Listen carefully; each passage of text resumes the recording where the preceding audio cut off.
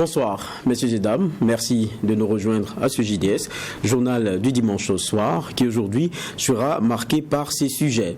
Mine de Perquois, les opérations de sauvetage des mineurs bloqués dans les sous-sols continuent.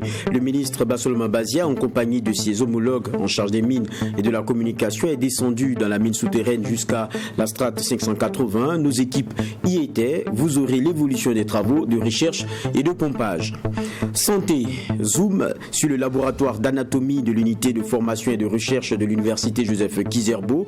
L'anatomie est la science qui a pour objet l'étude de la structure et de la morphologie des êtres vivants et en particulier de l'homme. La difficulté dans ce centre, justement, c'est l'absence de cadavres humains pour la dissection par les étudiants. Véritable handicap abordé dans un reportage que nous allons vous proposer. Et enfin sport, le nouveau sélectionneur des étalons Hubert Vélude a foulé le sol burkinabé. C'était hier samedi 14 mai 2022 aux alentours de 21h.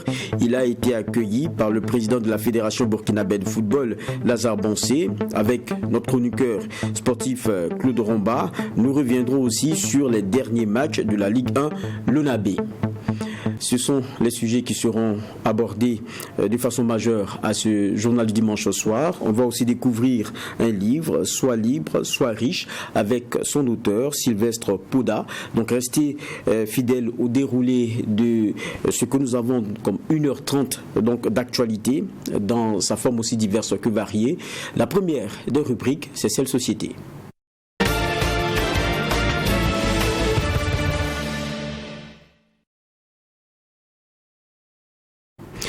Mine de Perquois, dimanche dernier, nous vous partagions l'état d'avancement des recherches des mineurs coincés à 580 mètres de profondeur, ainsi que le sentiment de leurs parents qui attendent dans l'angoisse. Eh bien, hier, avec le ministère de la fonction publique, nous avons pu effectuer ce que l'on appelle une descente dans les galeries. Vous pourrez donc observer les chambres de refuge dont il a été longuement question. Le hic, c'est qu'elles ne disposeraient pas de réserves de nourriture. L'inquiétude, c'est que nous sommes à 4 semaines de recherche. Je vous propose de suivre cette descente avec un reporter, Maxime Jean-Eudes Bambara. Samedi 14 mai, il est 10h sur le site de la mine de Perquois et l'on se prépare pour la descente dans la galerie souterraine. C'est la deuxième incursion avec la presse après celle du vendredi 13 mai. Nous embarquons à bord d'un véhicule pick-up de la mine accompagné de quelques guides et du ministre en charge du travail et de la protection sociale. Quelques minutes plus tard, nous entamons la descente dans la galerie où 8 mineurs se retrouvent piégés depuis le 16 avril dernier à des centaines de mètres de profondeur. La lumière du jour fait place à l'obscurité. La progression est lente et spirale et se fait grâce aux phares des véhicules. À l'intérieur, des vrombissements des pompes et des engins lourds se font entendre, le tout mixé avec le bruit du système d'aération.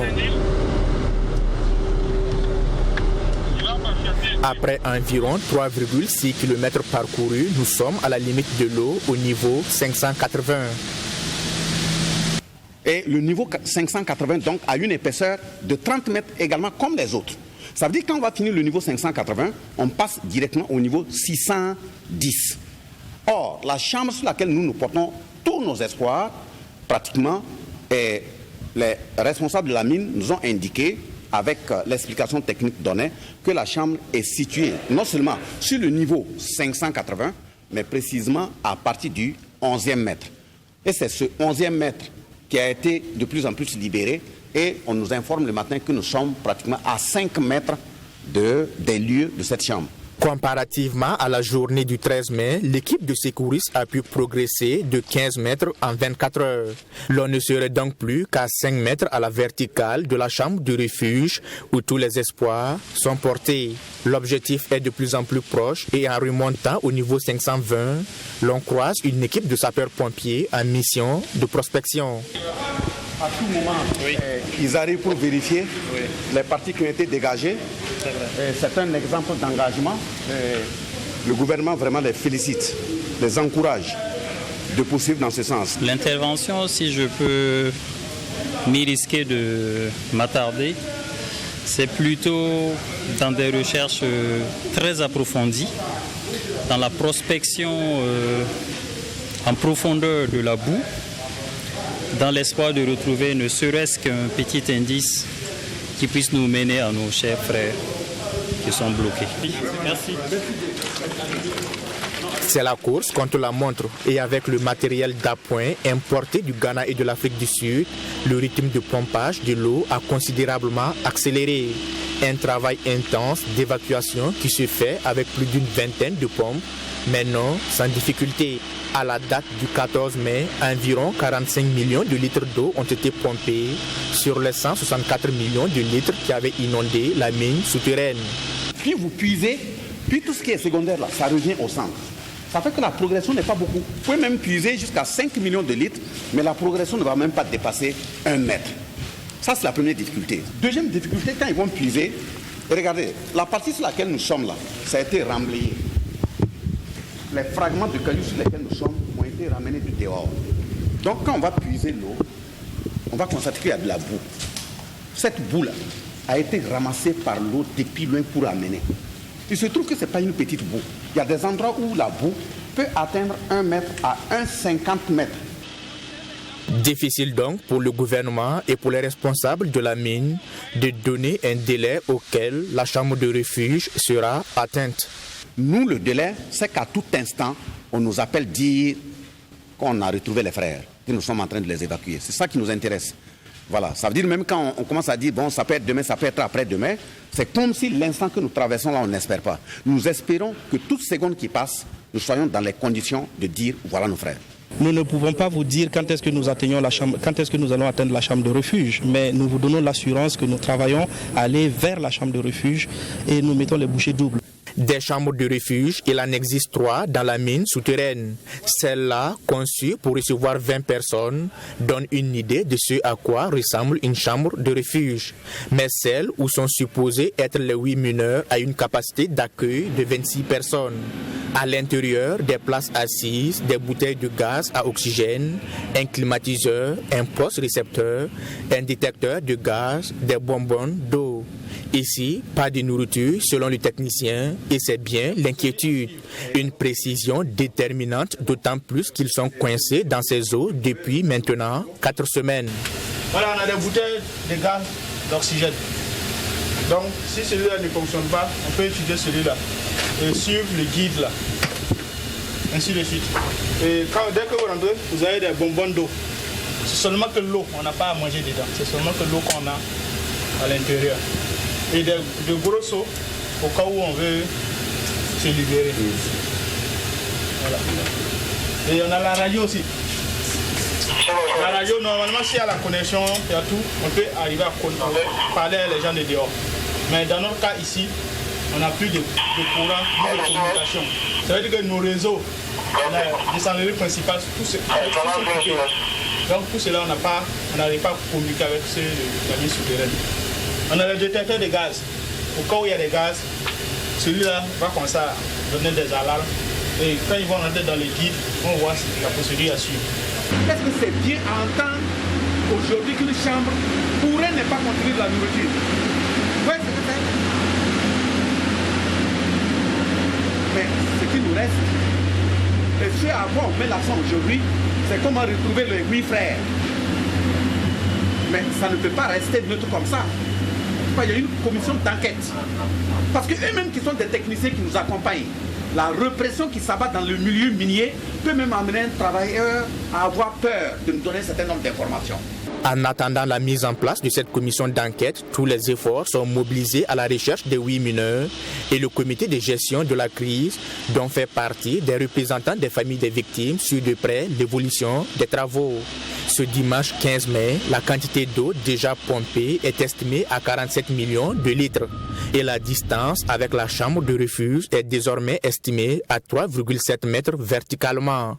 L'objectif n'étant plus loin, les différentes équipes de sauvetage, médecins, sapeurs-pompiers, psychologues, se renforcent en effectifs et un hélicoptère a été disponibilisé selon le ministre Bassolma Bazier pour parer à toute éventualité.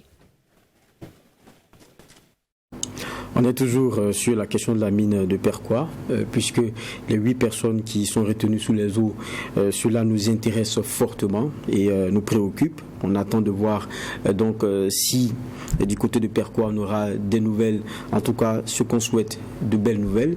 On est entre-temps avec Jean-Eudes Bambara qui a eu à faire ce reportage-là et qui, je rappelle, a eu à faire 2 descentes dans ces galeries-là. Bonsoir Bambara. Oui, bonsoir Geoffroy. 2 descentes, j'ai dit, la première c'était le vendredi. C'était le vendredi et la deuxième c'est hier. C'était hier samedi. Et avec les 2 descentes déjà, est-ce que vous vous rendez compte qu'il y a... Parce que nous, on entend à chaque fois parler de mètres cubes d'eau, mais en un jour, est-ce que quand vous venez, vous regardez, vous sentez que l'eau là, ça descend, on est en train d'approcher du but?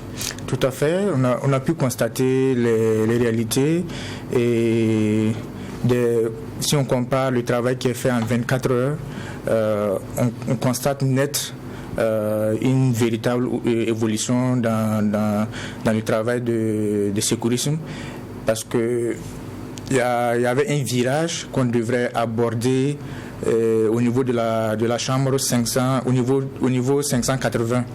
Et quand on est descendu pour la deuxième fois, on a vu que au moins on a pu dépasser l'autre galerie, puisque si la galerie principale, si on pompe l'eau et qu'il y a des ramifications autour, il faut que l'eau de ces ramifications revienne pour qu'on puisse aborder la galerie principale, pouvoir poursuivre le chemin. On a pu constater effectivement que la dernière galerie qui restait justement à franchir a été effectivement franchie et l'équipe de secourisme va tout droit maintenant vers l'objectif. Qui est évidemment la dernière chambre. Maintenant, j'ai une question. On a écouté tout à l'heure, depuis le début, on entendait parler de ces chambres-là. C'est la première fois qu'on a les chambres en image. On voit un peu ce qu'il y a à l'intérieur. Le technicien nous l'a expliqué. Mais depuis, on ne parlait pas d'absence de nourriture dans ces chambres-là. Alors que, dans le reportage, vous le disiez, c'est déterminant. Ça fait maintenant 4 semaines que les 8 sont retenus sous les eaux. Quand vous regardez, depuis quand est-ce que cela est su? Parce que depuis, on n'en parlait pas. On a l'impression que c'est su il n'y a pas longtemps. Oui, dans le reportage, c'est dit, mais ce n'est pas moi qui le dis, c'est le technicien même sur place qui le dit. Dans les chambres de refuge, ce qu'on peut trouver, c'est les éléments qu'il a effectivement décrits, l'eau, les bonbons d'eau, les places assises, les bouteilles de gaz à oxygène, le poste récepteur, la climatisation. Mais il a relevé effectivement qu'il n'y a pas de nourriture. Il n'y a pas de nourriture dans ces chambres. Et quand est-ce que ça a été su, disons, pour la presse, c'est véritablement le vendredi, la première descente, qu'effectivement ça a été annoncé. Et pour la deuxième descente, on a entendu la même version. Et à écouter la réaction du ministre de la fonction publique du travail et de la protection sociale, Bassolma Bazier, et il semble plus ou moins surpris. Ça veut dire que lui aussi, c'est pratiquement tout comme la presse qu'il découvre effectivement qu'il n'y a pas de nourriture dans ces chambres de refuge. Et quand on regarde sa réaction, il est un peu surpris et un peu en colère. Il est outré carrément. Tout à fait. Et on le comprend. Et justement, c'est vrai, quand on regarde cette chambre de refuge, il n'y a pas de nourriture. C'est ce qui est expliqué. Mais est-ce que cela veut dire que dans la dernière chambre de refuge, il n'y a pas de nourriture? Parce que là, il y a la nuance dans la question. Tout à fait. Et ça serait difficile, effectivement, de répondre à cette question par l'affirmative ou bien par la négative, parce que tant qu'on n'a pas la confirmation que la dernière chambre, il n'y a effectivement pas de nourriture, c'est compliqué. Et c'est sur quoi d'ailleurs on fonde notre espoir qu'il y ait effectivement de quoi tenir et pour justement donner beaucoup plus de chances aux 8 mineurs d'être retrouvés sains et saufs justement au moment venu. Il y a un élément que faisait ressortir le ministre Bassolma Bazier. Il a parlé d'une pression, d'un contexte qui est celui des mines, tel que même avec les travailleurs, c'est difficile d'avoir la bonne information. Bon, quand il est surpris comme ça, on se dit qu'il n'avait pas tout. Il n'avait pas tout en termes d'information et tout. Est-ce que vous avez pu rencontrer des travailleurs? Et qu'est-ce qu'ils en disent? On se dit que quand même la veille, peut-être qu'ils y ont fait un tour, certains. Qu'est-ce que vous avez eu comme info? des travailleurs, aborder les travailleurs pour discuter comme ça, c'est très difficile. C'est à la première, à la rencontre journalière du mercredi passé, on a pu assister et chaque matin ils viennent, ceux qui sont réquisitionnés effectivement pour aider les secouristes sur place, ils viennent, ils assistent à la réunion et puis ils font le point justement des actions des dernières 24 heures et puis après la rencontre ne finit même pas et puis ils s'éclipsent pour pouvoir justement aller appuyer l'équipe sur le terrain. Et la communication est tellement organisée que c'est difficile de les avoir puisqu'il y a des gens désignés pour communiquer. Il y a le directeur de la communication, la mine est vraiment bien organisée et au niveau du comité de gestion aussi, la communication est bien canalisée de sorte à ne pas que justement les gens communiquent au hasard. Et la cellule de crise installée justement au niveau des réaux, le point est fait à la famille chaque soir à 17h, entre 17h et 18h, pour que justement la famille soit au courant de tout ce qui se passe au niveau de la mine. Et même aux rencontres journalières, chaque matin à 8h ou 8h30, il y a le représentant, le porte-parole de la famille. En plus du porte-parole, il y a au moins 2 personnes, des représentants des familles des victimes qui sont désignés pour assister aux différentes rencontres. Donc, du début jusqu'à la fin, les différentes familles sont véritablement impliquées justement dans la gestion de cette crise. C'est vrai qu'il a été question dans votre reportage de renfort du matériel de pompage. On sait qu'il y en a qui est venu du Ghana, de l'Afrique du Sud. Il y en avait déjà 17 qui étaient fonctionnels, qui fonctionnaient au diesel. Et pour ce qui est revenu, est-ce qu'on a vraiment pu les installer? Parce qu'on a appris qu'il y avait aussi des difficultés à les installer. Pas véritablement des difficultés à les installer, mais si on doit installer des appareils, selon les explications des techniciens, il faut arrêter au moins le système de pompage 4 heures, minimum 4 heures durant pour pouvoir faire les installations. Et 4 heures d'arrêt de travail, étant dans une condition de course contre la montre, ça réduit davantage justement les chances d'aller plus vite et retrouver justement les 8 mineurs coincés dans les eaux. Et les matériels sont effectivement arrivés et au départ on était à 17 pompes.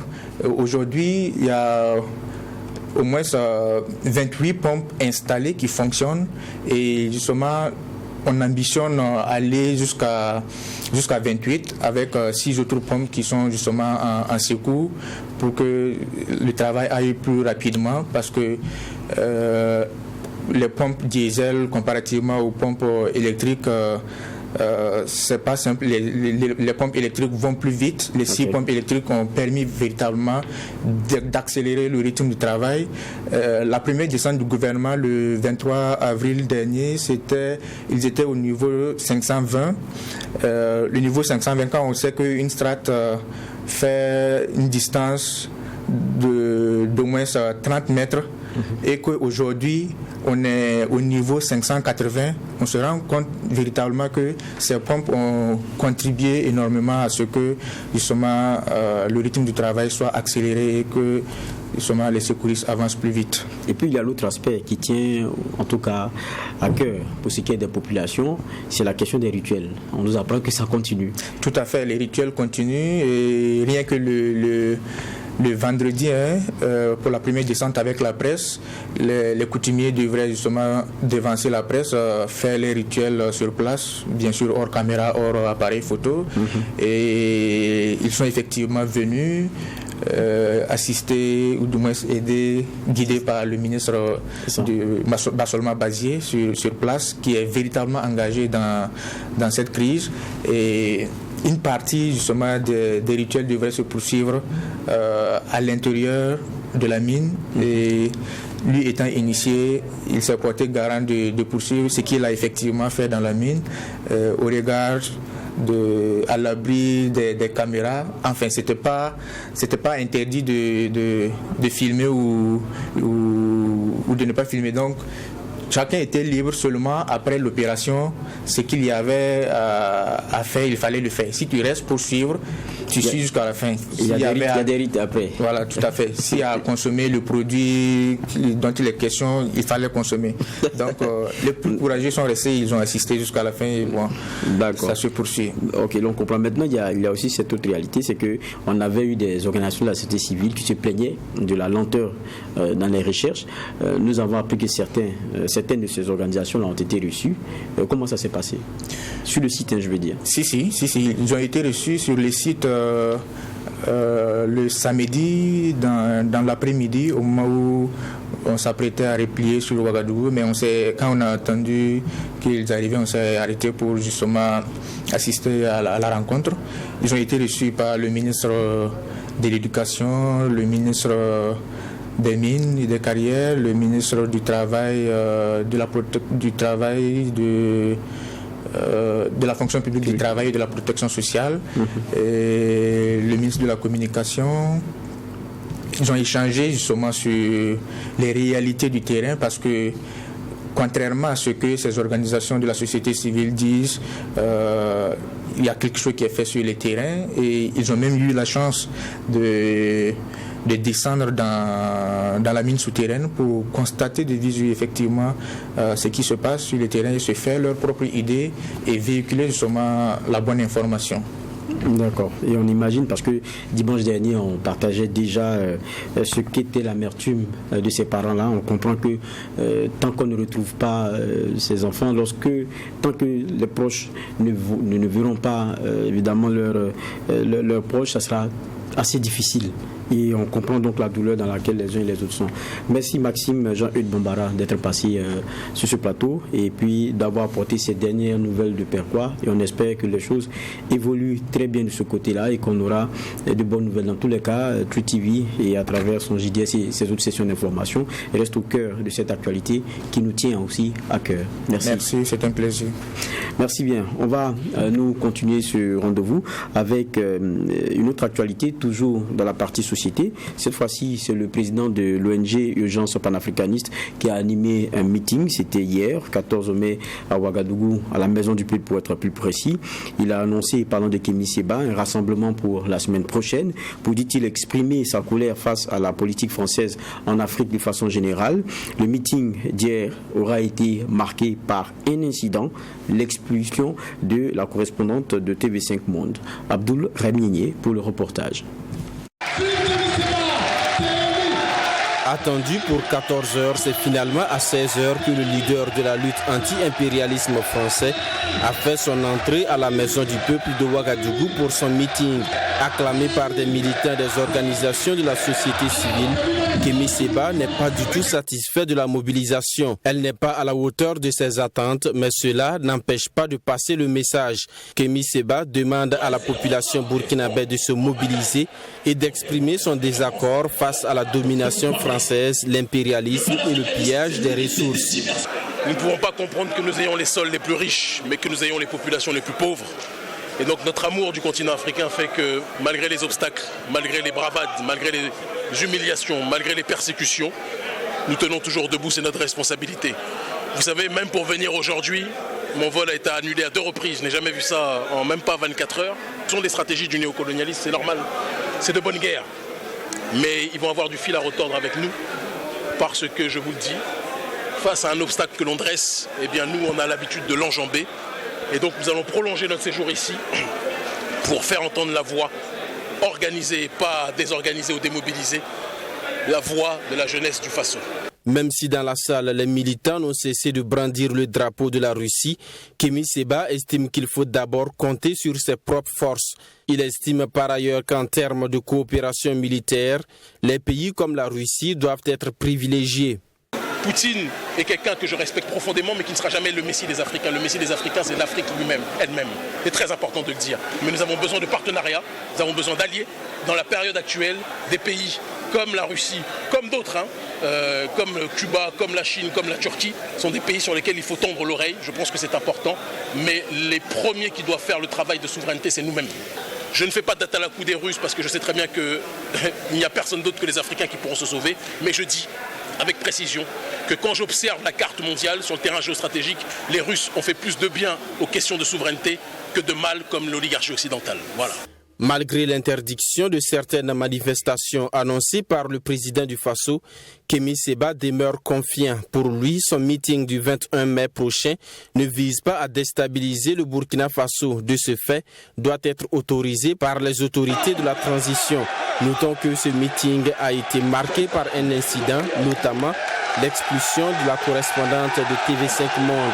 Kémi Séba justifie son acte par le fait que les médias français n'ont cessé de le diaboliser et de le caricaturer selon ses propres mots.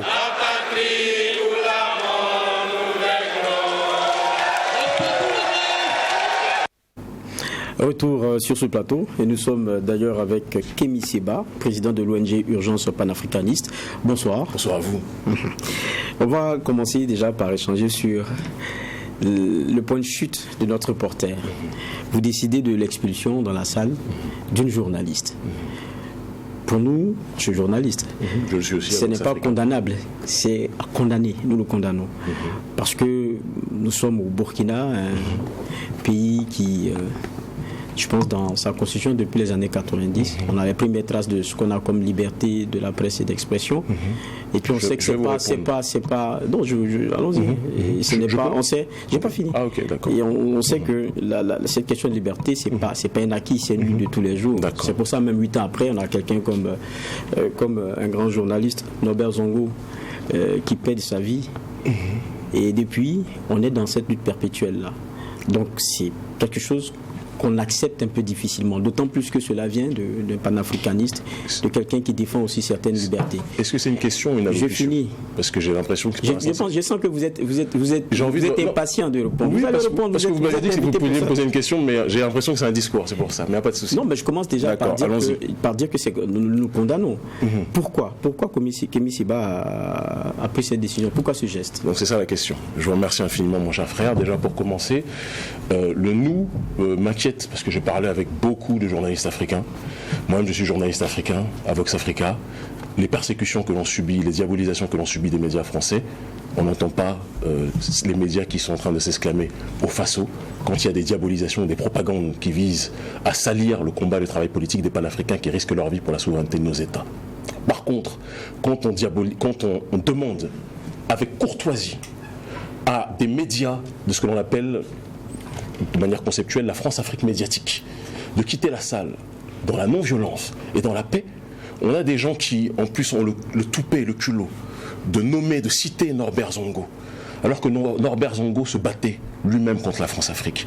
Il y a quelque chose qui vous a profondément échappé, mais qui m'a rassuré, qui n'a pas échappé à bon nombre d'Africains quand je regarde sur les réseaux sociaux, notamment la vidéo dans son entièreté, parce que certains médias du Faso ont diffusé un extrait de la vidéo, pas le début, parce que ça ne les arrangeait pas qu'on entende le propos dans son entièreté. J'ai bien dit que cette personne a l'air sympathique, d'accord, mais vous travaillez pour quel média? TV5 Monde, d'accord.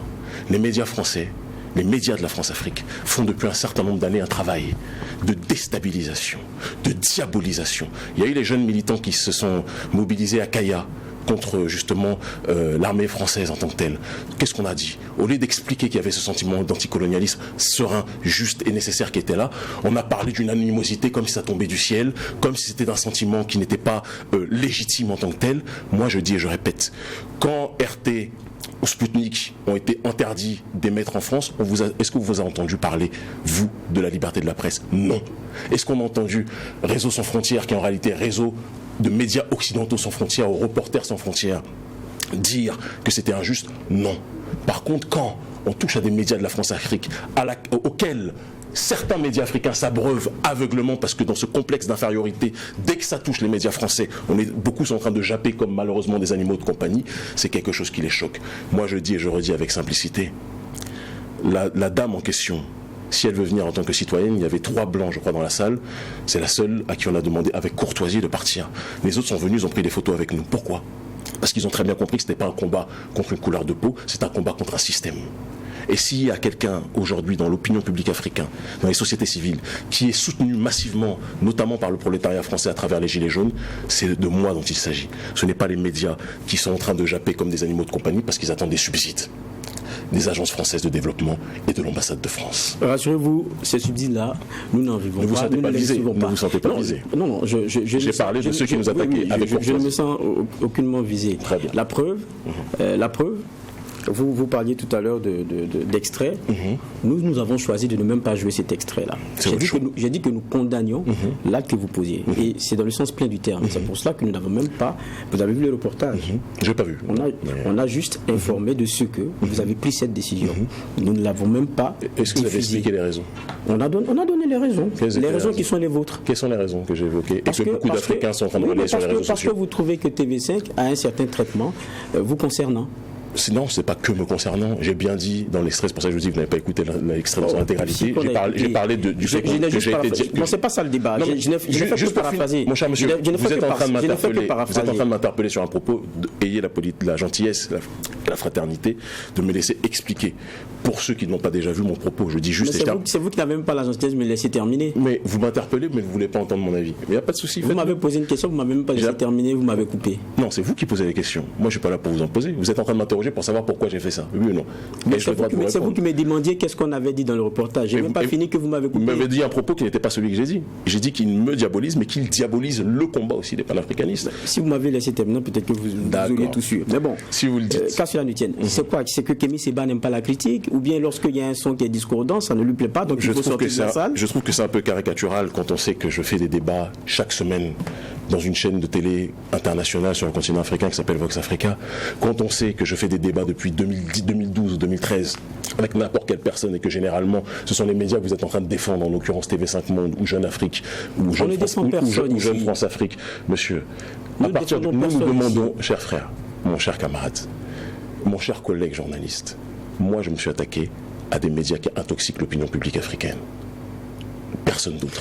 Et votre rendez-vous était ouvert. Votre rendez-vous était ouvert. Pourquoi ne l'avoir pas? Parce que j'ai comme l'impression qu'il y a une dynamique aussi d'humiliation. Pourquoi lui avoir permis d'accéder à la salle pour après lui dire de sortir? Vous êtes sûr que je lui ai permis d'accéder à la salle? Alors je vais vous répondre, si vous êtes vraiment intéressé par ma réponse. Terminé. Vous savez, pour la première fois en 20 ans, chaque fois que nous organisons une mobilisation, je suis 4 à 5 jours avant la mobilisation pour préparer le terrain, pour passer le message de la mobilisation dans les médias. Pour une raison qui m'échappe, mon vol a été annulé à 2 reprises cette semaine. Et je suis arrivé, alors que la mobilisation commençait à 14h, je suis arrivé à 16h30 à la salle. Parce que je suis arrivé à l'aéroport, j'ai quitté l'aéroport à 16h. Comment vouliez-vous que je puisse en amont parler aux journalistes comme nous le faisons tout le temps, quand moi-même je n'ai pas été autorisé ou je n'ai pas eu la possibilité de rentrer avant pour des raisons techniques et autres en tant que telles. Dès que je suis venu, ma démarche a été de me demander quels étaient les médias en présence. On m'a relayé qu'il n'y avait qu'un média français, d'autres m'ont dit qu'il y en avait d'autres, etc. Ça n'a pas été vérifié sur la liste qui nous a été donnée, d'accord? Et j'ai dit que dans nos mobilisations, eu égard au traitement que la jeunesse panafricaniste dans son ensemble a vis-à-vis de ces médias, il est important que l'on soit dans une démarche de dire que nous ne sommes plus d'accord avec leur présence. Et c'est un droit, ce n'est pas vous qui payez la salle, c'est nous. C'est un droit que dans une mobilisation, moi-même je suis journaliste, je couvre des événements, vous-même qui parlez, si vous voulez faire, quand vous allez à l'Élysée, si l'Élysée ne veut pas vous entendre ou ne veut pas voir votre média, il vous dit de partir. Il y a des médias qui ont dit de partir, je n'ai pas entendu un seul journaliste du Faso. Quand il y a des médias des médias internationaux comme RT ou autres qui ont été interdits, profondément censurés, ça n'indigne personne. Mais je peux le comprendre, il y a une culture, comme le disait Frantz Fanon quelque part, ce syndrome de Stockholm. Quand ce sont des médias qui nous humilient constamment, certains Africains ont encore du mal à se déconnecter vis-à-vis de cette matrice-là, et puis il y en a d'autres qui comprennent la situation. Ce qui me rassure, et je termine par là, c'est que j'ai quand même vu, que ce soit dans les rues, ici au Faso, ou que ce soit sur les réseaux sociaux, énormément de gens qui nous ont salués, qui ont dit Kémy, heureusement qu'il y a des gens comme toi qui sont capables de dire que nous ne voulons plus de l'intoxication des médias de la France-Afrique, et ça pour moi c'est la meilleure des réponses. Et vous pensez que c'est en les refusant dans des salles, par exemple, dans lesquelles vous partagez certains discours, que bon, ils ne seront plus entendus? Ce qui m'intéresse et ce que je trouve assez troublant dans la démarche journalistique, c'est le manque de volonté de chercher l'histoire dans sa globalité. Vous pensez que notre réaction tombe du ciel? Est-ce que vous savez la diabolisation hystérique que le courant panafricaniste subit vis-à-vis de ces médias? Ça ne vous pose pas de problème. Ça vous dérange moins. Par contre, quand ces médias-là subissent avec une courtoisie que nous ne subissons pas, la diabolisation, où on nous refuse, nous, de venir parler en direct dans leurs médias pour apporter justement une réponse contradictoire. Jamais nous n'avons la possibilité de venir sur le plateau. J'ai une amie que je n'aurais pas citée parce que j'ai pas envie de lui créer des problèmes, elle travaille à TV5. Elle s'appelle Nidia. Vous savez ce que m'a dit Nidia? J'espère que je ne lui créerai pas de problème. Elle m'a dit, Kémy, le problème c'est que faire des reportages sur vous, c'est une chose, mais ils n'accepteront jamais de te laisser parler en direct là-bas parce qu'ils n'ont pas envie d'entendre ton son de cloche. Ça veut dire pour moi beaucoup de choses. Mais quand nous, en retour, ça ne nous dérange pas, mais quand nous, en retour, on subit justement cette démarche et qu'on dit, on veut réagir en disant, s'il vous plaît, partez ailleurs, tout en précisant, c'est important, que si la Fanny veut venir en tant que simple citoyenne, comme d'autres sont venus, elle a tout à fait ce droit. Là, certains font les vierges effarouchées. Ça me fait doucement rire. Je questionne encore le vous. Je questionne encore le vous parce que nous vous recevons ici en direct. Je pense qu'il y a beaucoup de médias peut-être qui réfléchiront par deux fois. Nous vous recevons ici en direct. Ça dépend en Afrique. Et puis c'est pas la première fois que nous en recevons Afrique, ici en beaucoup nous direct. reçoivent et continueront à nous recevoir. Ils ne sont pas tous émus comme vous l'êtes de manière irréelle par rapport à la demande de sortie d'un média français. Rien. Peut-être vous et moi n'avons pas le même prisme. Moi je parle de la question de liberté. Oui. Et c'est au nom de cette liberté d'ailleurs que je vous reçois ici, malgré que j'ai auparavant, dans le préalable, dit que votre acte, mais même si vous ne me receviez pas. Mais c'est au nom de la liberté d'expression et de la presse que je vous reçois ici, parce que je me dis, vous avez aussi le droit de vous expliquer là-dessus. On a le droit de vous entendre. Mon cher frère. Autant, je pense que vous n'auriez pas dû. Mais ça n'est pas le débat. Mon cher frère, que vous m'invitiez ou pas, je passe mon message. Vous savez la manière dont on est suivi. Merci de cette invitation. Vous avez entrevu une autre. Vous avez entrevu, je pense, une manifestation dans en gros une semaine. Tout à l'heure, notre reporter le rappelait dans ce reportage-là. On est dans un Burkina où il y a des restrictions qui ont été prises, je pense, depuis début avril. Je crois que lors de votre dernière, je ne sais pas si c'est la dernière, mais je me rappelle qu'en octobre 2021, il y avait eu une manifestation aussi à Bobo-Dioulasso à laquelle vous devriez prendre part. Après, ce qu'on a appris, c'est que vous n'avez pas pu arriver à Bobo-Dioulasso. Vous avez regagné Manu Militari le Bénin. C'était une expulsion. C'est un peu les mêmes conditions parce que celle de Bobo n'était pas aussi n'était pas permise. Aujourd'hui, il y a des restrictions. Vous ne craignez pas pour les décisions que vous avez, pour les marches que vous projetez? Tout d'abord, mon cher frère, je pense qu'il est très important de préciser une chose. La liberté d'expression, on la gagne au péril de notre vie. On vous remercie de votre invitation, mais que vous nous invitiez, que vous ne nous invitiez pas, on parle à des millions de gens. Et vous le savez pertinemment pour me le dire régulièrement à chaque fois que je vous vois. La deuxième chose, en ce qui concerne maintenant cette mobilisation, parce qu'il ne faut pas qu'on fasse croire que vous me permettez de l'expliquer comme si je ne m'étais pas expliqué avant. La vidéo tourne de manière énorme sur les réseaux sociaux et beaucoup de gens ont compris de quoi il s'agissait. Maintenant, en ce qui concerne la manifestation, on a eu beaucoup d'échanges, de discussions depuis la mobilisation d'hier avec des acteurs de la société civile qui m'ont dit, Kémy, on souhaite te proposer une série d'actions qui pourraient être faites durant cette semaine parce qu'on sait que la marche en tant que telle, tout sera fait pour qu'elle soit empêchée. Et j'ai dit que nous sommes à l'écoute des acteurs citoyens. Et donc, il n'y a aucune, aujourd'hui, information officielle qui est relayée sur notre réseau social qui stipule que l'événement se tiendra à cette place-là. Peut-être qu'il y aura d'autres actions avant. Nous verrons, nous nous concerterons avec toutes les organisations avec lesquelles nous travaillons et les journalistes qui travaillent avec nous. Donc, il pourrait y avoir changement dans la façon... Non, c'est pas une question de changement dans la façon, c'est qu'on s'adapte aussi au contexte en tant que tel. Et il y a un certain nombre de choses que l'on parle de Bolloré. Vous avez dit d'ailleurs en introduction tout à l'heure, dans la partie que j'ai entendue, que nous étions en colère. On n'a exprimé aucune colère. On a simplement dit que nous étions contre le néocolonialisme et quelqu'un qui se fait asphyxier, qui est colonisé, a le droit d'exprimer avec le sourire ou avec une certaine fermeté sa volonté de voir la cessation de ce colonialisme-là. En ce qui concerne les actions, que ce soit Bolloré par rapport aux histoires de rails, ou que ce soit par rapport à ceux qui sont les victimes, ceux qui travaillent dans les mines, qui sont les victimes de multinationales, il y a un certain nombre d'actions qui peuvent être effectuées au Faso durant le court séjour où nous sommes installés. On a reçu énormément de gens au lieu où nous sommes pour discuter de ces possibilités d'action. Nous verrons ce qui est du domaine du possible. D'accord, merci bien. Kémy Séba d'être passé sur ce plateau. Nous allons nous poursuivre ce journal du dimanche au soir, cette fois-ci avec une autre rubrique puisque nous fermons celle société et c'est maintenant celle santé.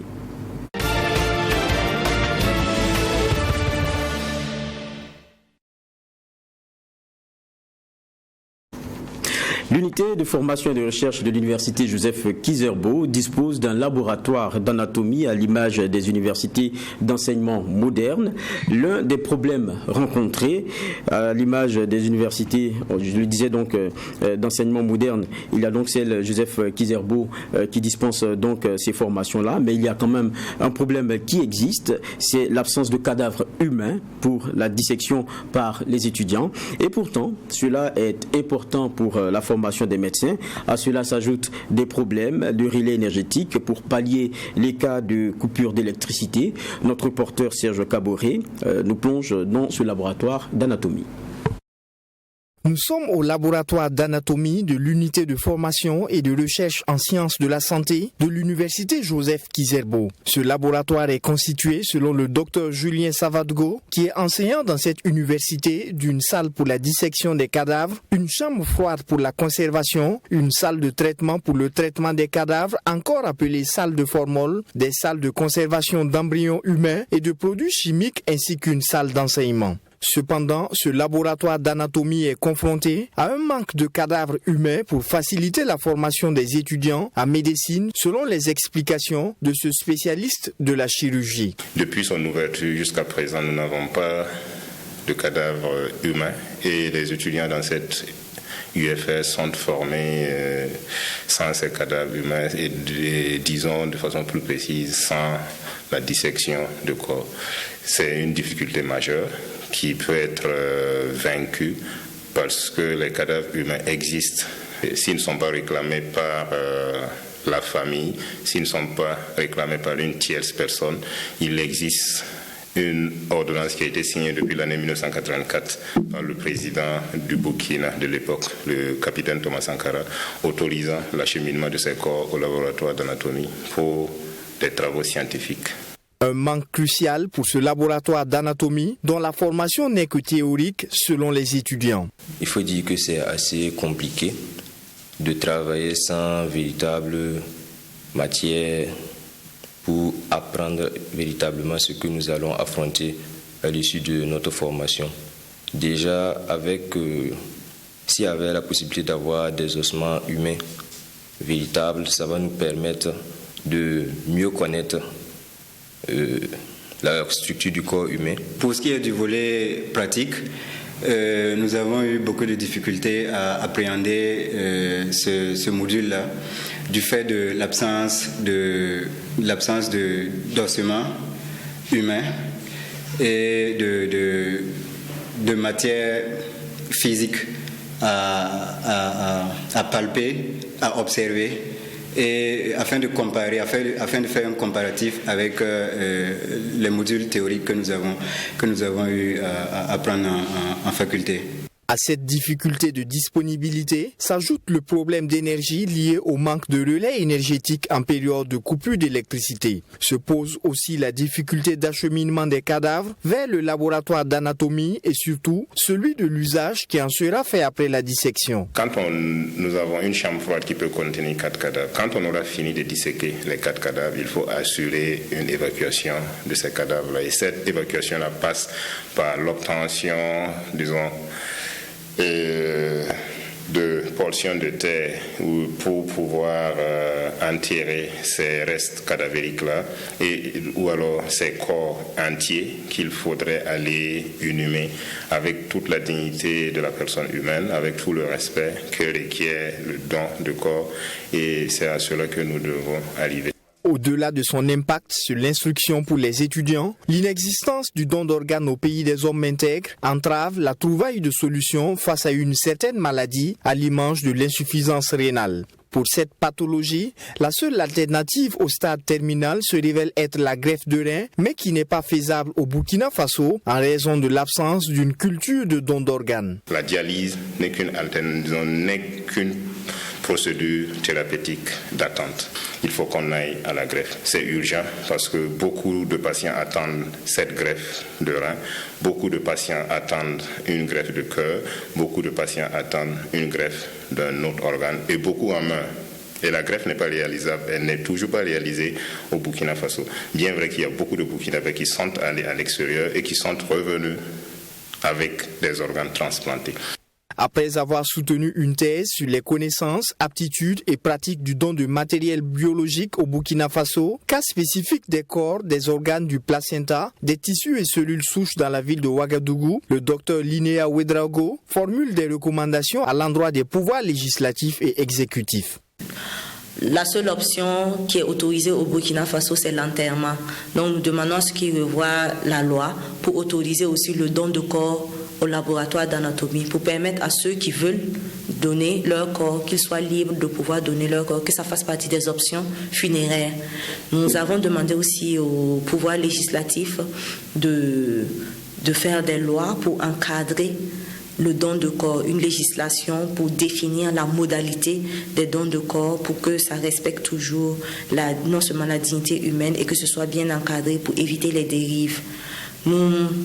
Nous avons demandé aussi à ce qu'ils revoient aussi la législation, une législation pour encadrer le don de placenta. Notons que le laboratoire d'anatomie de l'université Joseph Kizerbo remplit l'ensemble des exigences requises pour une université moderne. Son handicap majeur demeure l'absence de cadavres humains pour la dissection au profit des milliers d'étudiants en médecine qui composent cette unité de recherche et de formation. L'un de ses besoins principaux à l'étape actuelle est la disponibilité d'un groupe électrogène pour pallier au problème de relais énergétique. En décembre 2021, l'Assemblée nationale a mis en place un texte de loi qui autorise le don d'organes au Burkina Faso. Reste désormais l'application de cette loi qui pourrait permettre de commencer la greffe ou la transplantation d'organes au pays des hommes intègres.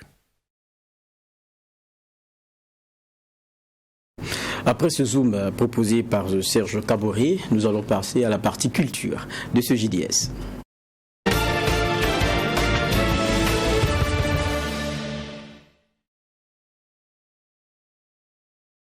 Un livre qu'on va découvrir dans ce rendez-vous, Journal du dimanche au soir, et je l'annonçais d'ailleurs juste après les titres, Sois libre, sois riche. C'est un livre de Sylvestre Poda.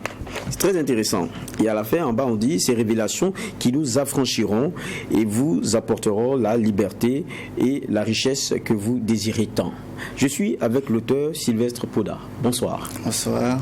Merci d'être avec nous. Je vous en prie. Vous, c'est une histoire quand même assez particulière parce que le livre, vous l'écrivez en prison. Oui, justement. Quand on vous regarde, un visage bien jeune. Pour quelqu'un qui est déjà passé par la case prison. Ça va nous permettre de beaucoup comprendre les sujets que vous abordez dans cette œuvre-là, mais c'est d'abord de développement personnel. Ouais. C'est ça le plus important. Mais pour quelqu'un qui est en prison, qui cherche à s'évader, parce que lorsque nous discutions, vous et moi, en préparant cette émission, vous disiez que c'était un genre de catharsis pour vous. On se dit, bon, il y a des histoires qu'on veut raconter, mais alors que lorsqu'on dit, on parle de développement personnel, c'est plutôt un vécu qu'on a envie d'enseigner. Il y a des leçons qu'on veut donner de vie. Pourquoi ce choix ? Merci déjà pour l'occasion qui m'est offerte. Comme vous l'avez eu à le préciser, c'est un livre de développement personnel. Pourquoi le développement personnel ? Parce que j'ai vécu donc une expérience particulière, celle donc de l'incarcération. Et donc ces périodes d'adversité-là qui m'ont permis de me recentrer sur moi-même, de véritablement plonger au fond de mon âme afin de pouvoir découvrir véritablement ce que j'étais, afin de pouvoir mieux me connaître. Donc c'est dans cette optique-là que j'ai écrit ce livre de développement personnel là, non seulement pour m'évader comme vous le dites, et aussi pour pouvoir aider donc les jeunes à se libérer de leur chaîne et à enrichir leur personnalité. Et quand je regarde ce que je tiens entre les mains, il y a la table des matières, dédicace, ma gratitude, et puis il y a les avant-propos. Habituellement, on a droit à des préfaces. C'est quoi, vous n'avez trouvé personne pour préfacer, pour que vous en fassiez un avant-propos, mais ça m'a marqué quand même. Mais répondez. C'est vrai qu'on m'a fait la remarque, bien avant même l'édition du livre, pourquoi est-ce que je n'ai pas fait de préface ? Je n'ai pas fait de préface parce que, comme j'ai eu à le dire, le livre est parsemé, vous avez eu à le constater, d'histoires personnelles. Et vu que ce n'est pas un roman, vu que ce n'est pas un livre historique, j'ai jugé bon donc de m'abstenir, donc de choisir quelqu'un pour préfacer l'œuvre. Mais dans votre avant-propos, qui pour moi tient lieu de préface, vous terminez par cette phrase qui m'a parlé.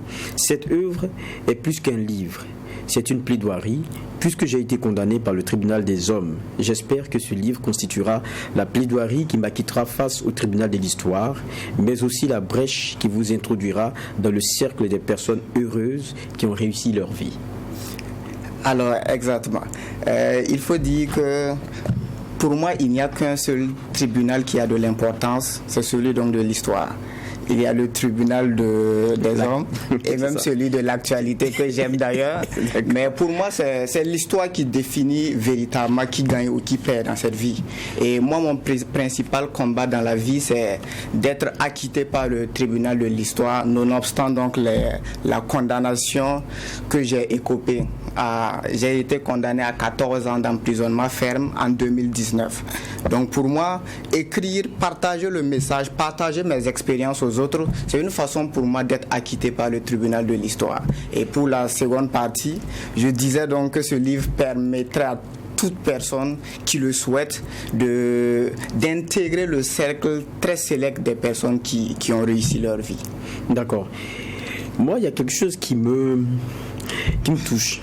Lorsque je commence par lire on va dire, c'est des chapitres, hein, c'est des chapitres. Quand je commence à lire le premier chapitre, vous racontez votre vie, mais j'ai l'impression que vous décidez de commencer quelque part. C'est le chapitre 1, l'adversité, le trampoline de la vie. Il y a, lorsque vous dites une vie peut basculer en une fraction de seconde. Je lis pour nos téléspectateurs. Vous dites le 24 juin 2019, en pleine nuit, dans une rue déserte, je posais les 2 genoux par terre, suite à un retentissant coup de feu de la police. Les mains en l'air et ensuite derrière le dos. J'étais loin d'imaginer ce qui m'attendait, encore moins que ma vie tout entière prendrait une autre tournure. Pendant que les policiers me passaient les menottes, j'entendais un bruit métallique sec, celui de la liberté qui vole en éclats. Pourquoi vous commencez là et vous ne commencez pas par avant qu'on vous arrête? C'est un choix? Oui, puisque l'objectif donc de ce livre, c'est d'aider les jeunes et même les vieux, tout le monde connaît l'adversité, de pouvoir la surmonter. Et donc du coup, la logique voudrait véritablement que je commence par le point central de l'adversité. Et cette adversité particulière-là a commencé le jour où j'ai été menotté. D'accord. Et puis parlant de l'adversité toujours, des fois je rappelle que vous êtes arrêté quand vous avez quoi, 20 ans? Oui, 20 ans. Vous êtes arrêté lorsque vous avez 20 ans, vous faites 2 ans et vous ressortez. Alors que vous étiez condamné à 14 ans ferme. Et il y a des mots que vous choisissez, des tournures, la justesse dans la façon de décrire les choses qui moi m'intrigue quelquefois. Je dis mais oula, c'est un jeune aller en prison à 20 ans, donc il y a seulement quoi 2-3 ans qui écrit ça. Vous parlez de l'adversité, vous dites de l'adversité que c'est quelque chose de fondamental. Tout le monde devrait y avoir droit.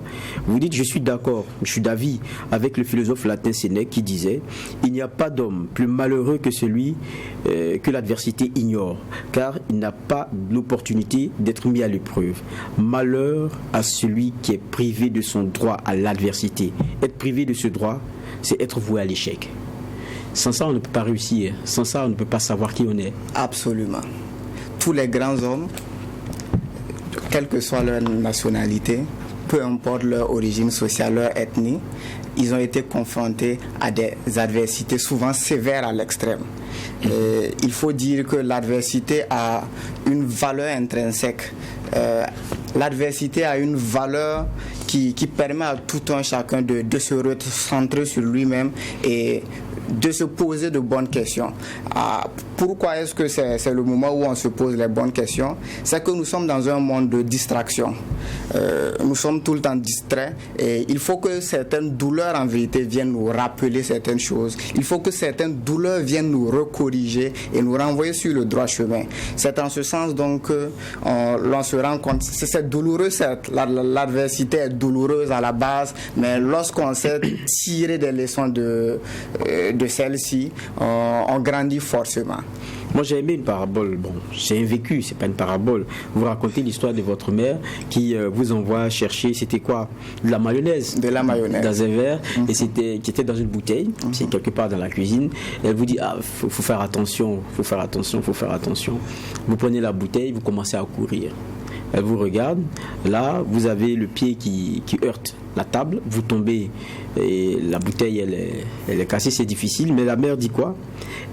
Ma mère, essayant de cacher la peine qu'elle avait de me voir dans cette situation, me dit ceci: ce qu'on n'apprend pas par la sagesse, c'est dans la douleur qu'on l'apprend. Pour vous, la douleur, là, c'est quelque chose Vous dites, vous êtes choqué parce que vous dites, je m'attendais à ce qu'elle accourt pour soigner mes blessures, mais c'est plutôt un médicament pour l'âme qu'elle m'injectera verbalement. C'est-à-dire que s'intéresser de votre blessure, maintenant, c'est pas ça le plus important, mais c'est quelle leçon vous devriez tirer. Il y a la douleur dans le propos, mais il y a ce que ça donne après. C'est un peu l'enseignement que je retire dans ce que vous partagez ici. Mais en même temps, il y a ce personnage qui est très intéressant, qui survient parce que c'est lui qui est l'essence même du livre. C'est lui qui est le moteur de ce livre-là. C'est Stanley. Moi, quand je l'ai lu, j'ai dit, mais pourquoi je n'ai pas rencontré Stanley? Plein de sagesse avec des... Mais Stanley, c'est un homme imaginaire, c'est qui? Stanley, c'est un mystérieux détenu que j'ai rencontré. Mystérieux, je précise. C'est vrai qu'on m'a posé la question donc à maintes reprises qui était Stanley. Alors jusqu'à présent, je ne donne aucune réponse à personne parce que ça sera donc le sujet de mon deuxième ouvrage pour que chacun puisse comprendre véritablement qui est Stanley et qu'il puisse véritablement tirer des conclusions fructueuses. Et il y a le premier dialogue que vous avez ensemble. Il vous dit, qu'est-ce que vous voulez? Qu'est-ce que vous recherchez dans la vie? Vous lui dites, je désire être riche. Et lui vous répond, mais avant d'être riche, il faudrait bien que vous soyez libre. Et il dit, en prison, c'est une évidence que tu as perdu ta liberté physique. Mais ce que tu ne sais pas, c'est que tu as perdu bien plus. Ta liberté mentale, ta liberté émotionnelle, ta liberté spirituelle, et ce bien avant ton incarcération. Lorsque tu finiras de purger ta peine, tu recouvreras ta liberté physique. En ce qui concerne les trois autres libertés, c'est une toute autre affaire. Donc, c'est-à-dire qu'il y a un travail qu'il vous suggère, qui vous libérera, même en étant dans des geôles physiques et une obligation géographique qui est la prison. Et vous décidez de commencer à faire un travail sur vous-même. Et vous dites, c'est là en fait, c'est le pas où vous commencez à vous découvrir. Mais dites-moi, mais la prison, on se dit, c'est pas le lieu où on se dit, c'est pas le lieu où on s'en va apprendre ce qui est forcément bon. Souvent, ce qu'on apprend, c'est qu'on même pour les petits délinquants, ils en sortent plus durs et plus vicieux des prisons. Mais on a l'impression qu'avec vous, ce que vous voulez nous dire, c'est le contraire. Je ne tente pas donc d'aller dans le sens ni donc de dire le contraire. Le seul constat que j'ai eu à faire dans l'univers carcéral, c'est que chacun jouissait d'une liberté de penser. Et cette liberté de penser là permettait à chaque détenu de décider donc de l'issue de la période post-incarcération. Et il faut dire que certains donc font le choix de la récidive. Et il y a certains qui préfèrent apprendre, qui préfèrent donc considérer la prison comme une véritable école donc pour en ressortir grandi. J'avais la possibilité de penser de la mauvaise façon, mais j'ai préféré donc apprendre de la grande école de la vie. Parce que pour moi, la prison, tout comme les périodes de maladie, tout comme la souffrance, tout comme la galère, sont de grandes écoles de la vie. Et puis, moi, quand je parcourais votre livre, j'attendais d'en arriver à la partie richesse. Parce que je me suis dit, bon, qu'est-ce qu'il va nous enseigner sur la richesse? Comment devenir riche? Qu'est-ce qu'il nous enseignera là-dessus? Et puis, je comprends quelles sont les dimensions que vous y mettez. Parce que, vous dites le second impératif de la plénitude que j'avais promis de te donner est le suivant, sois riche. Mais comment faire pour avoir beaucoup d'argent? C'est ce que vous lui avez demandé. Et il vous répond, ne te méprends pas. Tu fais une grande confusion entre la richesse et la richesse financière. La deuxième se résume aux finances, alors que la première va bien au-delà de l'argent. Elle englobe nos possessions, nos aptitudes, nos valeurs, nos personnalités, notre sociabilité. Bref, la richesse englobe tout ce que nous avons de précieux. Vous n'êtes pas un peu déçu pour quelqu'un qui cherchait la richesse financière au départ? Quand on vous a demandé qu'est-ce que vous voulez, vous avez dit je veux la richesse, mais c'était celle financière. Vous êtes dans une dynamique, un process avec lui, et vous travaillez sur les libertés que vous pouvez vous offrir, même en prison. Et après, vous devez passer le cap sur les questions de richesse. Et là, on vous dit c'est pas l'argent. Il faut dire qu'au départ, j'ai été véritablement déçu. Mais en même temps, son objectif, ce n'était pas de me donner ce que je veux. Son objectif, c'était de m'enseigner, de me donner un enseignement particulier que j'allais pouvoir partager aux autres.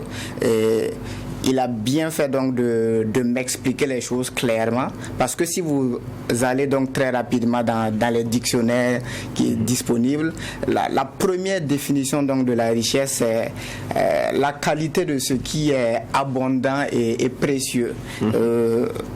L'argent et autres ne figurent pas en tête donc des définitions de la richesse dans les dictionnaires officiels.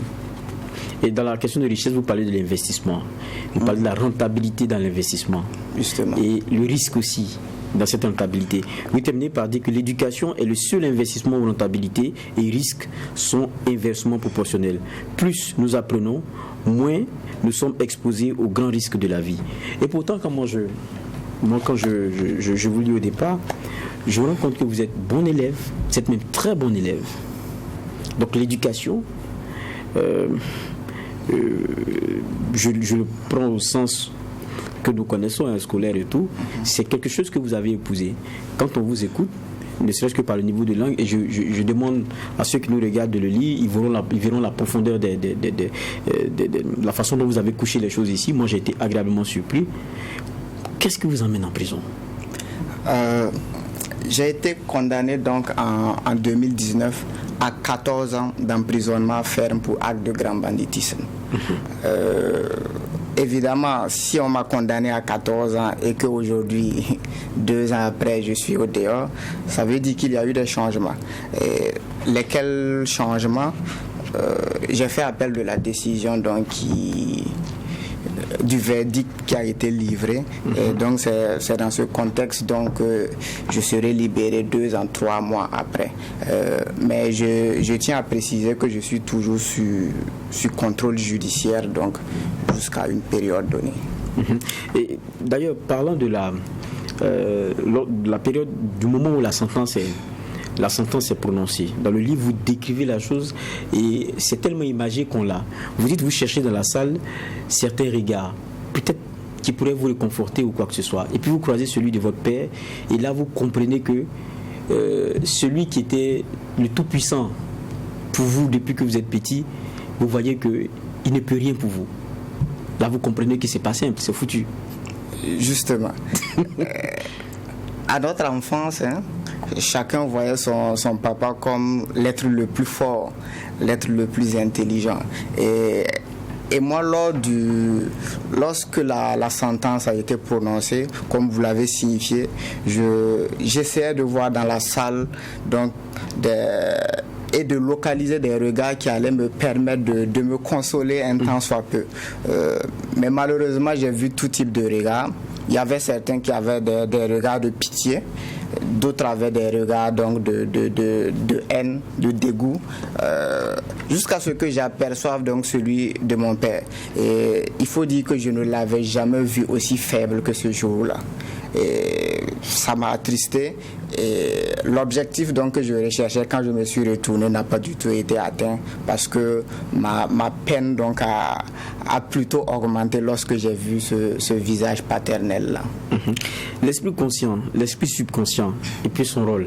On va terminer par ça parce qu'on ne va pas tout dire. Il y a tellement de choses à découvrir et à dire pourquoi cette dissécation que vous faites, pourquoi et pour en terminer au rôle. D'accord? Je tiens déjà à préciser qu'il n'y a pas deux esprits. Lorsque je parle parfois d'esprit conscient et d'esprit subconscient, certains viennent à se demander est-ce qu'il y a deux esprits? Il n'y a pas deux esprits, mais l'esprit conscient et l'esprit subconscient sont deux faces d'une même réalité.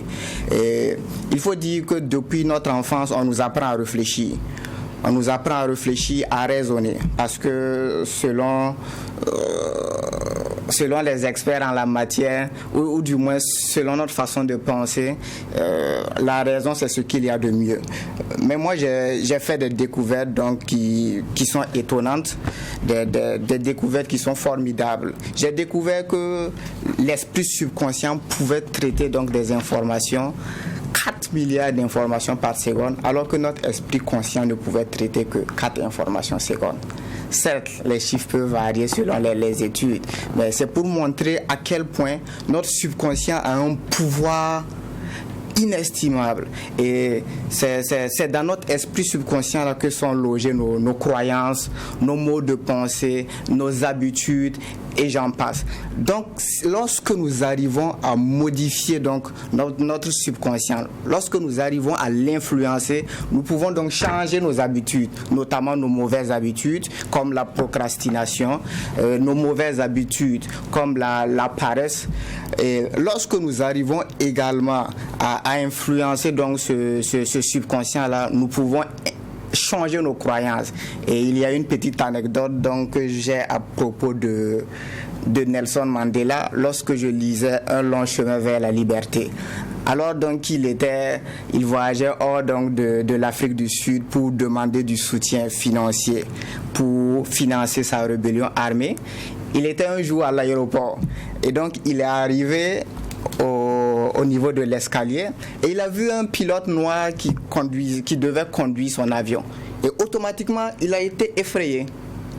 Nelson Mandela a été effrayé parce que c'était un pilote noir, mais il lui a fallu quelques secondes pour se rappeler qu'en vérité c'est ce combat-là qu'il menait, parce que pour lui il était important que les blancs tout comme les noirs aient également la même chance. C'est pour montrer à quel point nous sommes parfois influencés par certaines croyances qui sont nocives pour notre liberté, certaines croyances qui sont nocives pour notre richesse personnelle. Et vous terminez par ceci, et voilà, vous connaissez maintenant les 7 principes qui mènent à la plénitude. L'application de ces principes m'a profondément métamorphosé.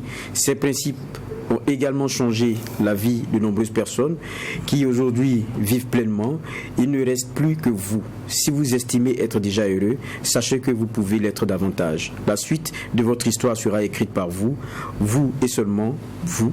Personne d'autre ne pourra le faire à votre place, même pas moi. Merci bien, Sylvestre Poda, d'être passé sur ce plateau. Sois libre, sois riche. Et libre donc à découvrir et à redécouvrir. Merci d'être passé sur ce plateau. C'était l'essentiel pour la partie culture de ce rendez-vous du JDS, journal du dimanche soir. La dernière rubrique, c'est le sport.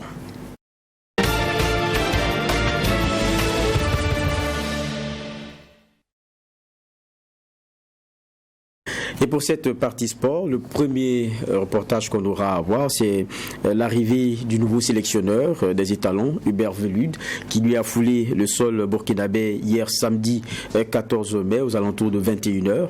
Il devrait donc officiellement signer son contrat dans les jours qui suivent et se mettre au travail donc pour le début des éliminatoires de la CAN, on demandait Coupe d'Afrique des Nations.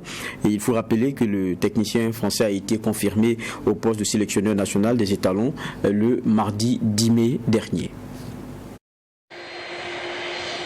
C'est aux environs de 19h35 heure locale que l'avion de la compagnie Air France transportant le sélectionneur des étalons, Hubert Velud, atterrit sur le tarmac de l'aéroport international de Ouagadougou. Quelques instants plus tard, Velud arrive au salon d'honneur VIP, vêtu d'un pull vert et d'un jean bleu. Il dit mettre le pied au Burkina Faso pour la deuxième fois. Deuxième fois. Ouais. Ah, ça fait du bien retrouver la vraie chaleur africaine, ça fait du bien. D'accord. Ouais. Okay. Soyez le bienvenu. Merci. La chaleur humaine aussi. D'accord. Accueilli par le président de la Fédération burkinabé de football, Lazare Bansé, le technicien français prend place accompagné de son agent. Après quelques échanges sur les conditions de voyage, le trajet et la vie de la Fédération burkinabé de football, histoire de s'imprégner de l'atmosphère qui y règne, Hubert Velud attend sagement de remplir les formalités avant de quitter l'aéroport. Cela fait, c'est à 20h45 que l'homme aux cheveux blancs franchit la porte pour aller à son hôtel. Il y séjournera en attendant de signer son contrat. Dans les jours à venir, la Fédération burkinabé de football procédera donc à sa présentation pour lui permettre de dévoiler sa liste des joueurs sélectionnés pour la première et deuxième journée des éliminatoires de la CAN 2023 prévue se jouer dans 2 semaines. On est en plein dans la partie sport de ce journal du dimanche au soir et je l'annonçais aussi dans les titres. Claude Romba, chroniqueur sportif sur le JDS, est avec nous. Bonsoir Claude. Bonsoir Geoffroy. Bonsoir. Merci d'être avec nous. Très ravi d'être là. Et puis on a un autre visage aussi, il est Arjouma Sierima qui est avec nous. Il est de l'association des footballeurs, du syndicat des footballeurs du Burkina Faso, c'est AFBF. Bonsoir et merci d'être avec nous. Bonsoir Geoffroy. C'est un plaisir. On va échanger tout à l'heure sur la question de notre football. Bon, j'aime pas le mot local, je ne sais pas pourquoi, j'ai un problème football avec national, ça. C'est le football national et de la question de sérialité. Ça, c'est très important. Mais Claude, on a un match avec des images. Je pense que c'est celui ASFB. La 29e journée du Face au foot, un match qui s'est joué ce soir même ici au stade Issoufou Joseph Konombo entre l'Étoile filante de Ouagadougou et bien entendu l'ASFB, un match qui aurait pu aujourd'hui donc trancher définitivement ou en tout cas presque définitivement sur le sort du titre, mais cela n'a pas été. 0-0 entre les deux formations. Ici on voit très bien que le joueur de l'Étoile filante de Ouagadougou est allé s'empaler sur le défenseur de l'ASFB. Il n'y avait donc pas pénalty, bien vu de la part de Jean Ouattara qui ne donne pas pénalty dans cet exercice. 0-0 entre les deux formations. C'est en tout cas le score qui a sanctionné ce match qui a été vraiment très très moyen pour un match qui aurait pu être assez décisif, qu'à cela ne tienne. Quand on reviendra pour les autres résultats, on verra. On va écouter d'abord les entraîneurs. Effectivement, on a 80 minutes d'un titre de champion, mais on va rester lucide, on va rester nous-mêmes. Il faut qu'on reste dans notre contexte habituel. Il ne faut pas qu'il y ait euphorie, parce que c'est ça qui peut nous faire échouer. Nous prions Dieu pour que le match contre l'ASFA, nous puissions vraiment avoir les 3 points. Je pense que même un nul aussi peut nous sauver, mais l'objectif c'est de gagner les 3 points. Alors en venant à Ouaga, c'était un peu difficile, d'autant plus que le coach est suspendu. Non, le coach est suspendu, mais nous on venait pour gagner. Vous avez vu, normalement dans le jeu, normalement on devait prendre les 3 points. Comme la semaine dernière aussi à Coupéla, on devait prendre les 3 points. Mais le football c'est ainsi. Donc nous pensons que maintenant que chez nous à Bobo aussi, on fera tout pour récupérer, pour avoir les 3 points et puis être maintenu, Inch'Allah. Voilà, on a donc vu cette rencontre-là, et puis le reste, pour ce qui est des avant d'arriver au rêve, il faut dire que ça a été un match assez pauvre, c'est vrai. Peut-être que la fatigue peut expliquer cela, parce que ça fait leur 6e match en 18 jours. On peut peut-être leur concéder cela, mais je pense que quand même on aurait pu avoir mieux. Sauf que, quand vous avez entendu l'entraîneur de l'ASFB, en tout cas l'entraîneur adjoint de l'ASFB, puisque l'entraîneur de l'ASFB est suspendu pour avoir tenu des propos injurieux au corps arbitral, donc il est suspendu, je crois, pour 3 ou 4 matchs. Et c'est dommage pour cette équipe de l'ASFB, parce que dans ces périodes difficiles-là, c'est pas le moment de prendre des sanctions aussi idiotes que cela, excusez-moi du terme, mais bon, qu'à cela ne tienne, c'est cela. Donc voilà, un match 0-0, il l'a dit, nous sommes venus surtout pour ne pas perdre. Je pense que c'est cette attitude aujourd'hui qu'on doit peut-être dénoncer dans le face au foot, parce qu'aujourd'hui le football, c'est plus ça. On est dans des calculs plutôt minimalistes. Non, pas ça, on n'est pas venu pour ne pas perdre, on est venu pour gagner. Je pense qu'aujourd'hui, le football c'est un spectacle. Vous voyez l'Étoile filante de Ouagadougou qui avait absolument besoin de victoire. Quand on ferme, ça devient difficile. Eux-mêmes, ils avaient besoin de victoire pour pouvoir donc se maintenir définitivement. Donc, quand on vient chaque fois pour dire non, on est venu pour ne pas perdre, en ce moment, on enlève un peu à la qualité. Donc, on a vu un peu ce qui s'est passé sur ce terrain. Je pense que c'est bien. Dommage, je peux rappeler également aussi à l'entraîneur de l'Étoile filante de Ouagadougou. C'est ça. On voit un peu que la pression monte, puisqu'il dit la 80 minutes du bonheur. Je ne sais pas où il met les 10 autres minutes, ça fait 90 minutes. Il a déjà 10 minutes. Peut-être qu'il a déjà 10 minutes. C'est la pression. C'est une vraie boutade, ça. C'est la pression question donc du titre qui est là, parce que comme on le dit, l'Étoile filante de Ouagadougou a 90 minutes du bonheur pour être sacré champion donc de ce face au foot. On va faire le point de cette 29e et avant-dernière journée du face au foot. L'Asfa Enega a été accroché sur ses installations par l'ASK, 0 but partout. Salitas se donne un grand bol d'air, une grande, je dirais, un grand espoir de maintien, puisque Salitas a battu Vitesse 1-0 dans le match des mal classés, un match où il ne fallait surtout pas perdre. Le temps filant de l'ASB 0-0, on l'a vu.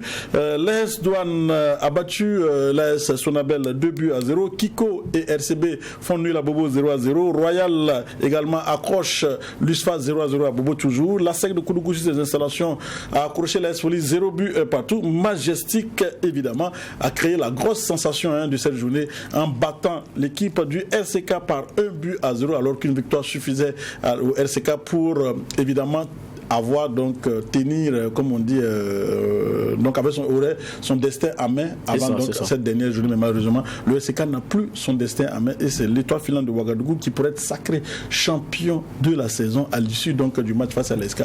Une victoire suffit à l'Étoile filante de Ouagadougou pour être sacré champion de la saison. Donc on se retrouve avec 3 équipes à 47 points comme leader. Donc 3 équipes ont 47 points. Il s'agit donc de l'Étoile filante de Ouagadougou, 47 points plus 16. Deuxième, donc le RCK 47 points plus 8. Troisième, l'AS Douane 47 points plus 4. Cinquième, quatrième Majestic 46 points. Cinquième, l'ASFA 45 points.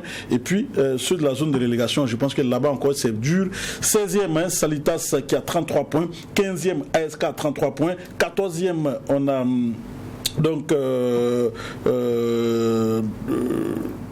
Kiko qui a 34 points, qui est 15e, et puis bon, 12e, 13e plutôt Kiko, 34 points, et puis 12e, on a évidemment l'ASFB qui a 34 points. Voilà pour dire que tout va se jouer lors de la dernière journée, et peut-être attendre jusqu'à la 90e minute pour voir qui sera sacré champion du Burkina Faso. Je vous donne rapidement les oppositions de cette 30e journée qui devrait se jouer samedi prochain. On n'a pas le terrain d'abord, il faut le dire, parce que bon, il appartient également à la Ligue de football professionnel donc de trouver le terrain pour les clubs. Donc pour le moment, on attend que les terrains soient donc attribués aux oppositions. AS Police, AS Douane, ça c'est un match aussi pour le titre. AS Sonabel, ASEC de Koudougou, ASFB, Asfa Enega, EFO, ASK. Sûrement que ce match sera au stade Issoufou Joseph Konombo. Majestic Kiko, RCK, RCB, Salitas Royal et Vitesse USFA, pour dire que rien n'est encore joué dans ce face au foot. Il va falloir attendre la 90e minute ou le coup de sifflet final des différents arbitres sur ces rencontres pour connaître évidemment le point final de cette saison dans le championnat du Burkina Faso. Là, sinon, il faut dire que ce soit Salitas, que ce soit l'ASK, que ce soit Kiko, que ce soit l'ASFB, tout le monde peut encore se maintenir. Que ce soit l'AS Douane, que ce soit l'Étoile filante de Ouagadougou, que ce soit le RCK ou encore Majestic, toutes ces équipes ont la possibilité d'être sacrées championnes du Burkina Faso. C'est bien serré, c'est bien serré. Suspendre jusqu'au bout dans ce face au foot, il va falloir véritablement attendre encore. C'est le moins qu'on puisse dire. Nous sommes, je le dis, avec Alidouma Silima de l'association. Alidouma Silima. Voilà, Alidouma Silima de l'association des footballeurs du Burkina Faso, l'FBF en abrégé. Déjà, comment se porte l'association? Bon, l'association se porte très bien. Très bien. Oui. Bon, c'est vrai que. Je ne sais pas si l'association se porte, mais aujourd'hui, quelle est la réalité donc du joueur du footballeur burkinabé? C'est vrai, on sait qu'il y a la convention qui a été signée entre les clubs et la fédération, ou bien entre les clubs et le ministère des Sports, qui avait fait également de cela sous votre magistère également, donc avoir un salaire minimum pour la D1, un salaire minimum pour la D2. Au minimum, un joueur du Faso Foot devrait toucher en D1 au minimum 50 000 francs CFA par mois, et en D2 au minimum. Non, D1 c'était 100 000. D1 100 000, D2 50 000. Voilà, D2 50 000 francs. Mais c'était à l'ordre de 20 joueurs par club. Tout à fait. Mais est-ce qu'aujourd'hui c'est comme ça? Est-ce qu'aujourd'hui on peut dire que les joueurs du Faso Foot là, le salaire minimum c'est 100 000 francs? Bon, dans tous les clubs. Dans tous les clubs, c'est pas. Non, dans tous les clubs, c'est pas le cas actuellement, parce que il y a beaucoup de péripéties, puisque la plupart comme je l'ai dit, un moment, on était allé sur la base de 20 joueurs au départ par club, mais il se trouve que chaque club a des listes de 30 joueurs. Donc avec ces principes, les 2 millions qu'on donne en première division ne peuvent pas suffire à hauteur de 100 000 francs par joueur. Donc on tendait vers une histoire de 66 000 pour les joueurs.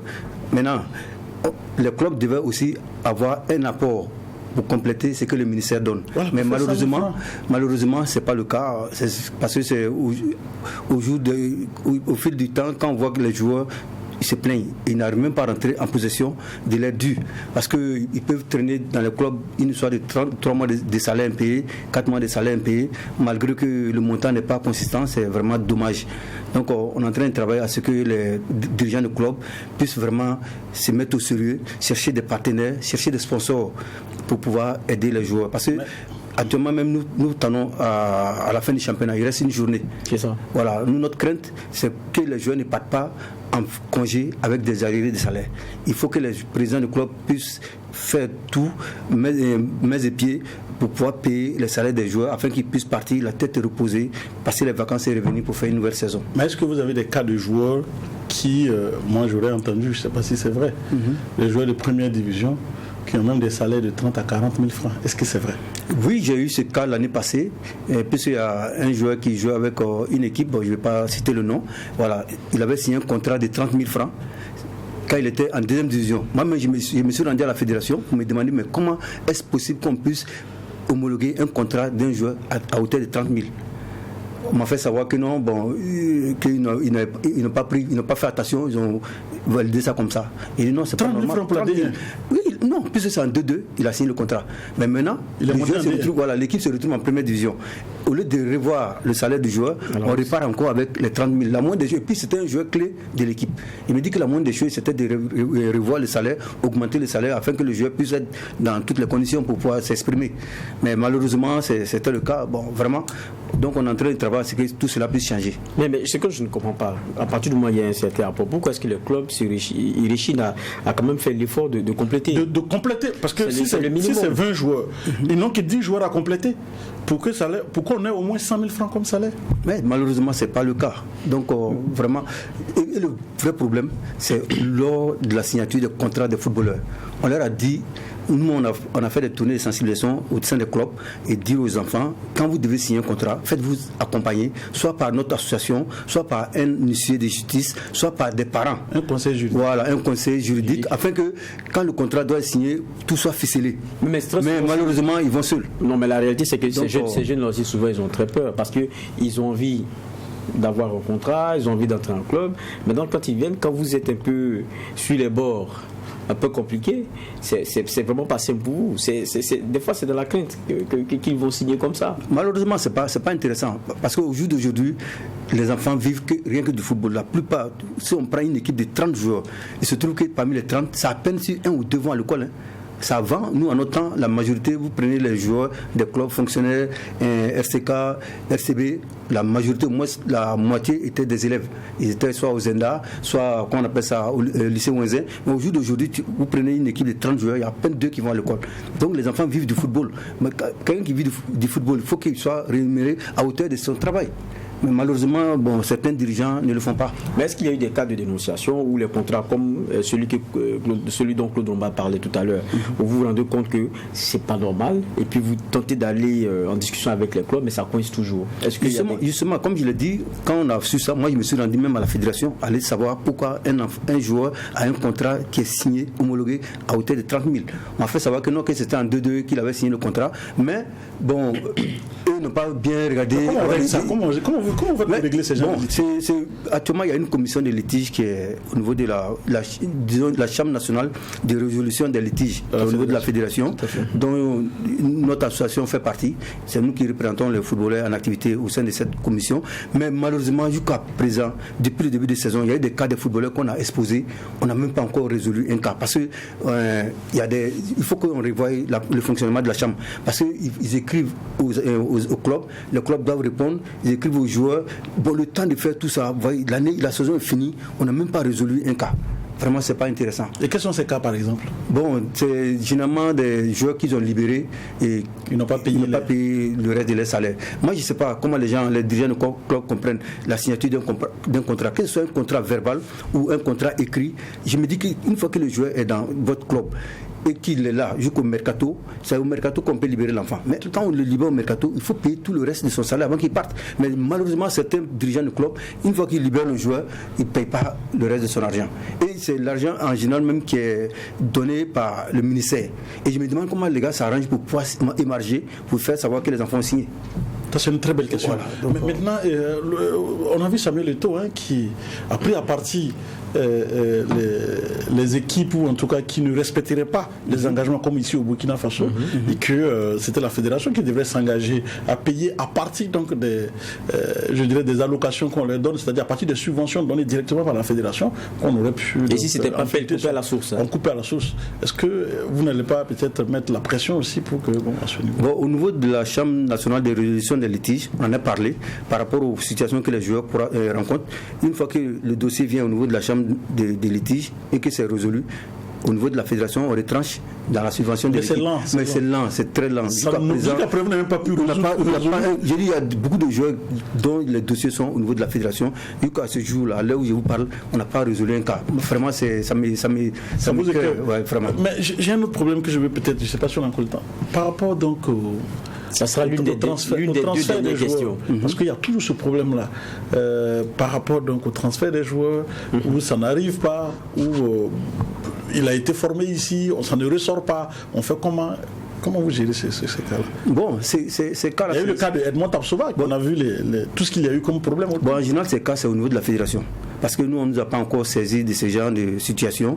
Voilà, comme nous sommes une nouvelle association qui est arrivée il y a à peine 5 ans. Votre problème, c'est juste que le joueur national. Voilà. Non, pour le moment, c'est au niveau du championnat national. Mais, comme je l'ai dit, même ceux qui sont à l'extérieur, quand ils ont des soucis, s'ils viennent vers nous, on prend ça à bras le corps.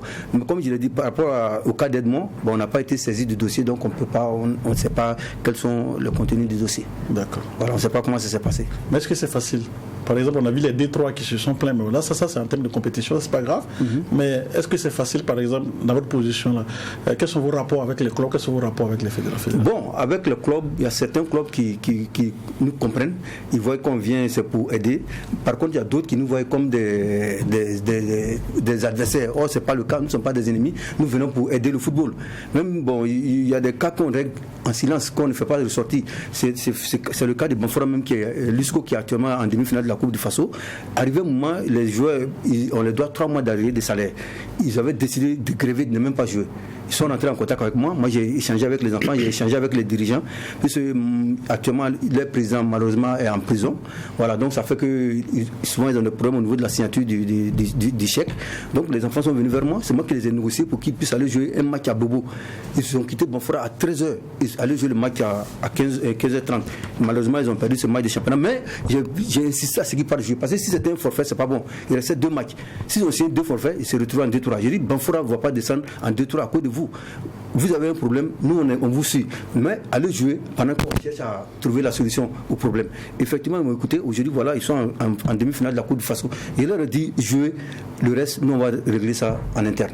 Donc il y a beaucoup de cas de joueurs comme ça qu'on règle que les gens ne savent pas. J'aurais une dernière question parce que pratiquement au terme de notre échange. C'est vrai qu'on parle des mauvais élèves. Mais est-ce qu'il y a des clubs qui payent bien? Non, il y a des nommer les eux au moins ça ne va pas les créer. Les bons élèves. Il y a des bons élèves. Bon, nommer les eux au moins ça ne va pas créer des problèmes. On peut commencer par l'Asdon, d'accord, qui paye vraiment bon. En tout cas, les salaires des footballeurs ça tourne autour de 400, 300 et ainsi de suite. Il y a l'ISFA, d'accord. Il y a l'AS Sonabel, il y a Salitas aussi. Un moment, en tout cas, ça allait. Bon, cette année, je vois qu'il y a des problèmes, et je ne sais pas si c'est sur le côté salarial, puisque je n'ai pas été touché par rapport à ça. Il y a, comment on appelle ça? Je pense que, ouais, c'est quelques équipes, en tout cas, ça va. Même l'équipe de la SEC de Kourgou, aussi, vraiment, qui est en province. Voilà, c'est des bons élèves. Il n'y a pas de mauvais élèves? Bon, si vous n'avez pas il y a des mauvais élèves, mais bon, on va pas trop. En tout cas, si vous n'avez pas été cité par les bons élèves, commencez à changer votre comportement. Ouais, franchement, moi, j'invite les dirigeants du club à revoir leur façon de fonctionner. Aujourd'hui, là, le football, c'est les moyens. On ne devient pas dirigeant, président d'un club et on n'a pas de moyens. C'est pas bon. Voilà, il faut avoir ces moyens, avoir des, qu'on appelle ça, des sponsors, avoir des partenaires pour pouvoir venir gérer un club. C'est un business, c'est une véritable économie, ça doit se construire, ça doit se construire. Ça facilite le travail. Mais quand on vient et puis on n'a pas de moyens... Et les acteurs souffrent. Vraiment. Merci bien Adjouma Sirima. Je rappelle que vous êtes de l'association des footballeurs du Burkina Faso, FBF. Merci en tout cas d'être passé. Merci Claude Lombard. Mais cette affaire de 30 000 francs pour première division, il va falloir travailler. Bon, on va y revenir, ça c'est sûr. Et on l'aura d'ailleurs. En tout cas, merci à vous de nous avoir suivis depuis 19h30 pour ce qui est de ce JDS, journal dimanche au soir.